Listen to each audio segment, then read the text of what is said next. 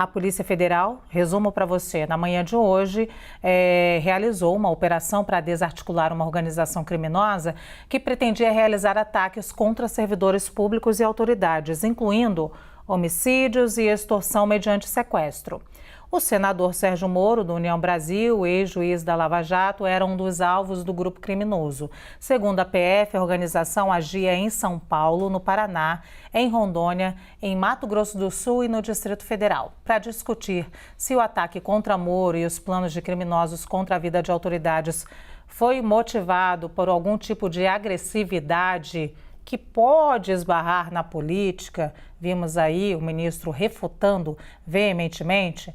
Nós recebemos agora no painel os deputados Júnior Amaral, do PL de Minas Gerais, e Kiko Seleguin, do PL de São Paulo. Deputados, muito obrigado, muito bem-vindos aqui ao Visão CNN. E já começa então com o deputado Júnior Amaral. O deputado Kiko, você esteve aqui comigo recentemente. O senhor acha que o ataque a Sérgio Moro pode ter alguma motivação política, mesmo acabando de ouvir aqui a fala do ministro da Justiça, Flávio Dino, que refuta veementemente essa possibilidade? Bom, a satisfação está aqui mais uma vez, dizer que é óbvio, a fala dele vai nesse sentido mesmo, de tentar desvincular. Para mim não tem valor algum a fala do ministro Flávio Dino neste contexto, tendo em vista o histórico. Ele faz um apelo, né, às pessoas que estão na internet para não fazer nenhum tipo de conexão ou ilação política acerca do que se revelou hoje, né, a operação da Polícia Federal. Ele faz até um apelo, ele usa as palavras, né? Vejam os fatos. Ministro Flávio Dino, a gente vê os fatos. E fato é que em um grampo da própria Polícia Federal, há alguns anos, no meio do governo Bolsonaro, foi revelado um áudio, em uma ligação. O Elias, que é um dos integrantes do PCC, um dos cabeças do PCC, afirmando que Sérgio Moro era o inimigo, fala um palavrão relacionado a ele, e que com o governo Bolsonaro não tinha diálogo, mas com o PT tinha diálogo. E além disso, que é um fato, o ministro Flávio Dino pede para a gente ver fatos, além disso que é um fato, essa simpatia do PCC para com o Partido dos Trabalhadores, que hoje infelizmente comanda o Brasil, a gente tem a atuação empenhada do PT em todas as proposições na Câmara dos Deputados que visam combater de fato, que visam apertar a mão contra o crime organizado, desde o crime do alto escalão, vamos dizer assim, né, dos líderes de facção, como também os crimes do dia a dia, que assolam de maneira direta o povo brasileiro. Então, o PT, o governo, se quer se afastar de qualquer responsabilidade, de qualquer ilação, como o ministro Flávio Dino diz, precisa tomar uma nova postura e entender que é necessário a gente ter uma legislação mais firme para combater o crime e parar de obstruir os nossos projetos que vão nesse sentido. O deputado Júnior, a gente tem a Polícia Federal como, acho que todos aqui, como uma instituição seríssima, né? E ela aponta aí que vários são os alvos, não só o senador Sérgio Moro, mas também o promotor Lincoln Gaquinha, como eu falei aqui, mas há inclusive agentes públicos, agentes de segurança, todos com uma motivação envolvidos com aquela mudança de líderes do PCC em 2019. Seria essa a motivação. O senhor acha que não é um pouco incoerente fazer conexões com os dias de hoje, com o que acontece nesse momento, já que a gente está falando de eventos de 2019? Nenhuma incoerência. Veja que são fatos de 2019, de lá até aqui já são 4 anos. Por que essa facção não reagiu lá e iria reagir agora? Porque tinha um governo que vigia, que combate de fato o crime organizado. E agora, tendo um presidente como o atual, que dá um exemplo que o crime vale a pena, é um grande exemplo de que o crime vale a pena no país, eles estavam, com certeza, se sentindo mais à vontade para elaborar planos com esse intento criminoso que, felizmente, foi interrompido pela nossa Polícia Federal. O deputado Júnior, parece até que eu que sou debatedora com o senhor, mas eu tenho que fazer mais uma pergunta antes de passar para o deputado Kiko. Como é que a gente pode dizer que o governo dá o exemplo de que o crime vale a pena se ele desmonta uma operação desse tamanho? É porque isso não se restringe a uma comunicação da cúpula do governo. há dezenas, para não dizer centenas, de policiais federais envolvidos nessa apuração. Há o promotor lá de São Paulo, há o governo de São Paulo também participando disso, ainda que de maneira indireta. Então não seria possível manter em sigilo em um ciclo fechado na cúpula do governo. Claro, como agentes de Estado, eles se viram obrigados a agir. Isso aconteceria sem nenhum questionamento, sem nenhuma dificuldade de entendimento acerca disso. Vou ouvir agora o deputado Kiko Seleguin. Deputado, boa tarde, bem-vindo. O senhor consegue ver relação política nessa operação toda que acabou mirando também o senador Sérgio Moro, o promotor Lincoln Gaquia e outros agentes públicos? Bom, Luciana, primeiro eu queria agradecer a oportunidade mais uma vez, cumprimentar o deputado.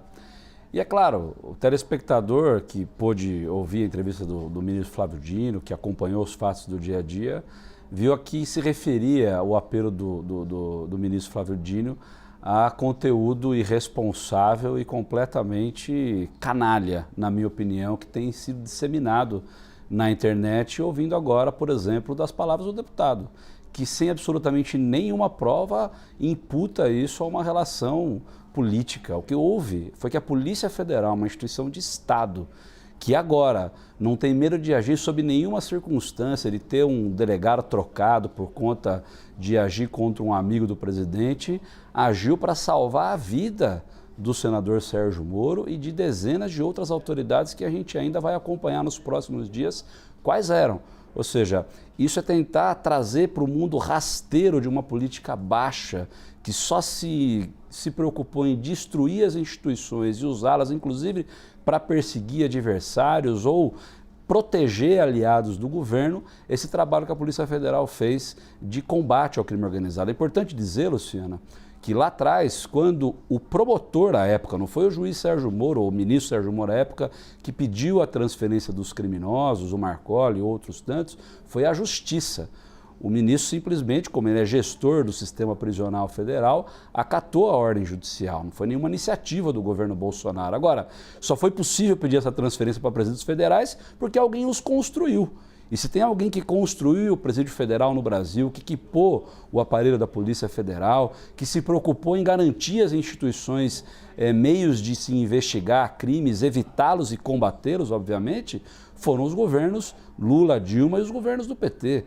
O que o deputado está tentando fazer de imputar essa relação é absolutamente irresponsável, inclusive passível de ser processado pelas autoridades, que ele possa possivelmente tentar imputar uma coisa na outra. O fato objetivo é que as pessoas sérias desse país, que acompanham os fatos, estão vendo o quanto importante é o trabalho da Polícia Federal no combate ao crime organizado. E nós, lá no Parlamento, temos que nos ater para modernizar a nossa legislação, para permitir que quem cometa crime pague o preço e, principalmente, no caso da justiça, que possa seguir o rito processual, dando o direito de ampla defesa a qualquer cidadão, para que não haja o que aconteceu recentemente no país, de usar de uma instituição para construir uma narrativa política em favorecimento a um ou outro partido que não tem absolutamente nenhum projeto de país, e sim só de criar cortina de fumaça para poder desviar a atenção de um trabalho sério que a Polícia Federal tem feito, não só nesse caso, mas em todos os outros que tem atuado. Por exemplo, com relação aos atos do dia 8 de janeiro aqui em Brasília, que se prendeu pessoas, se investigou empresas que financiaram, está dando luz a essa atividade criminosa e que tem sido feito de destruir as instituições brasileiras nesse último período. Vou dar a oportunidade do deputado Júnior Amaral fazer o contraponto, mas coloco também, deputado, mais uma pergunta, porque além do senador, como eu já disse aqui, o promotor Lincoln Gaquia, do Ministério Público de São Paulo, também era um dos alvos do grupo. E esse cenário hostil e violento dentro da política já começou, a gente fala, há alguns anos. Houve também várias fake news, inclusive que estimulam o descrédito de várias instituições democráticas no Brasil.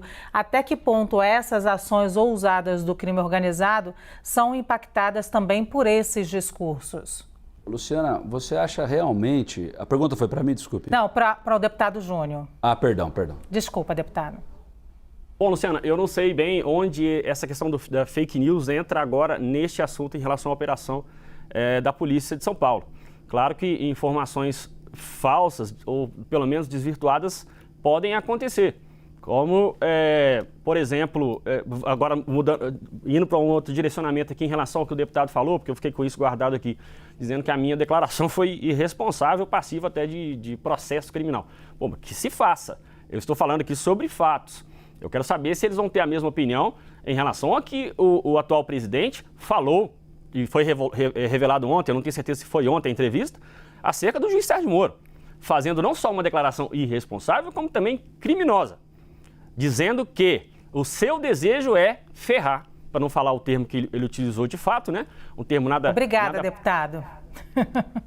Obrigada, te agradeço por não falar o termo aqui. Eu achei que já era para eu encerrar aqui. Não, já ia me deixar aqui numa situação constrangedora se o senhor me falasse esse termo ao vivo, então, por favor. Não, a gente tem esse zelo.